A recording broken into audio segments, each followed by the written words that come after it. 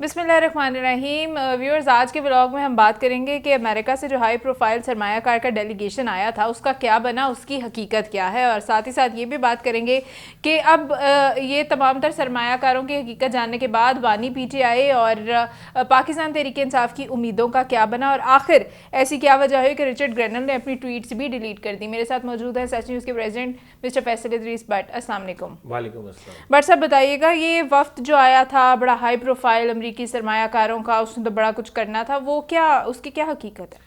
बिस्मिल्लाहिर्रहमानिर्रहीम। अमेरिका से एक हाई प्रोफाइल डेलीगेशन पाकिस्तान आया था। पाकिस्तान हुकूमत ने उसको बड़ा कैश करवाया। इसकी सरबराही जेंट्री बीच कर रहे थे। एक बिजनेसमैन है अमेरिकन, और उन्होंने जर्नलिस्टों से मुलाकात भी की थी इस्लामाबाद में, और मेरा ख्याल है कि करोड़ों नहीं अरबों डॉलर की सरमायाकारी की यकीन दहानी भी करवाई थी। ठीक है। और हुकूमत ने उस पर काफ़ी सारे शादियाने बजाए थे, और बाद में पता ये चला कि कहा ये जा रहा था कि डोनाल्ड ट्रंप जो हैं उनके ये कारोबारी शराकतदार हैं।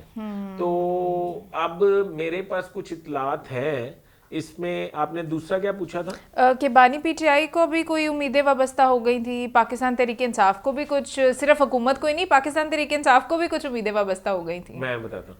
इस तरह पाकिस्तान में सऊदी डेलीगेशन या मतलब गल्फ से ताल्लुक़ रखने वाले कई डेलीगेशन आए, MOU साइन हुए, पर आज तक उस पर इम्प्लीमेंट नहीं हो सका। ये बानी पीटीआई के दौर में भी हुए, ये PDM के दौर में भी हुए, ये मौजूदा दौर में तो अभी शायद नहीं हुए। तो इस पर अमल दरामद नहीं हो सका। ये मेरा ख्याल रिपोर्टेडली जो मुझे समझ आती है कि हुकूमत ने एक मतलब आप समझे जाल फेंका था जिसमें PTI आ गई है। अच्छा। मेरी तहकीकात के मुताबिक जो जेंट्री बीच हैं इनके बारे में ये कहा जा रहा था कि वो डोनाल्ड ट्रंप के कारोबारी शराकतदार हैं।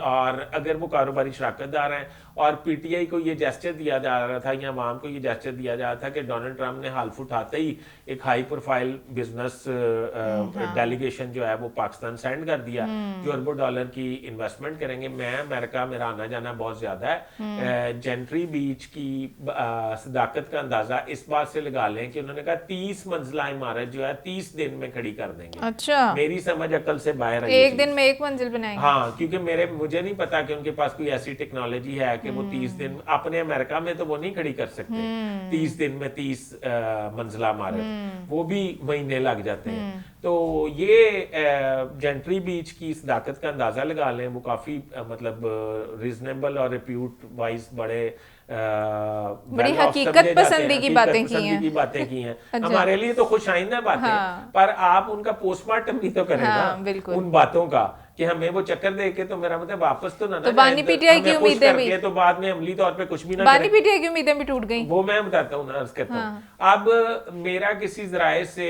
अमेरिकन डिप्लोमेट से रब्ता होता है, और मैं ये पूछता हूँ कि ये डेलीगेशन कितने लोगों पे मुश्तमिल है, और ये कितने लोग हैं, और ये कहाँ ठहरे हैं, और इनसे राब्ते का क्या तरीका है। तो अमेरिकन डिप्लोमेट्स या अमेरिकन एम्बेसी जो है वो इससे प्रॉपर ऐलान लातलकी कर देती है।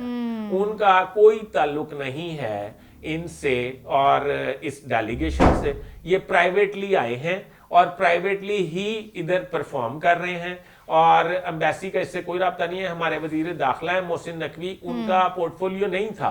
वो डोनाल्ड ट्रंप की तकरीब हल्फ बर्दारी में गए, वो फॉरेन मिनिस्टर जो हैं वो कुछ अनाइड भी लगते थे, नाराज भी लगते थे, पर हमारे सफारत खाने ने उन्हें फैसिलिटेट किया। अच्छा। उनको उनकी मतलब उनकी मीटिंग सेट कराई, उनसे मुलाकातें अरेंज कराई, और उनको फैसिलिटेट असिस्ट करते रहे। ठीक है। अब ये साहब जो डोनाल्ड ट्रंप के शराकती कारोबारी शराकतदार हैं, वो पाकिस्तान आए, तो पाकिस्तान में अमेरिकन एम्बेसी जो है उनसे लातलकी का इजहार कर रही है। तो आप अंदाजा लगा लें कि इनकी बातों में कितनी सदाकत होगी, और ये कितने स्टेट के मतलब मतलब जानने वाले होंगे, वेल नोन होंगे स्टेट के साथ, कि पाकिस्तान में मौजूद अमेरिकन एम्बेसी जो है उनसे लातलकी का इजहार कर रही है।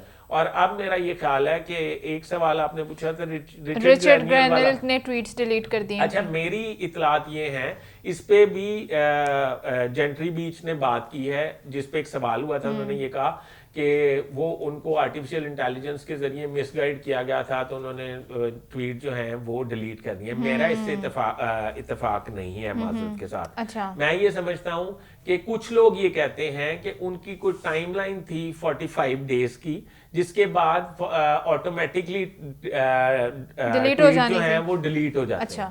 اچھا پھر اس پہ بھی میرا ایک سوال ہے, اس سے بھی میں متفق نہیں ہوں. اگر سارے ڈیلیٹ ہو جاتے ہیں 45 دنوں میں تو وہ فری عمران خان والا ایک ٹویٹ رہ گیا تو وہ کیوں نہیں ڈیلیٹ ہوا؟ اس کا جواب تو رچرڈ گرینیل ہی دے سکتے ہیں بہتر, بجائے اس کے کہ ہم مطلب قیاسرائیاں کریں اور ٹیکا قانون کے شکنجے میں آئیں. تو میرا خیال ہے کہ اتنا ہی کافی ہے. اور اس ڈیلیگیشن کا پوسٹ مارٹم جو میں نے کیا ہے وہ آپ کے سامنے. بہت شکریہ بٹ صاحب آپ کی قیمتی انفارمیشن کے لیے. اپنے ویور سے کہیں گے چینل کو سبسکرائب کر لیں, ویڈیو کو لائک شیئر اور کامنٹ کر دیں. خدا حافظ.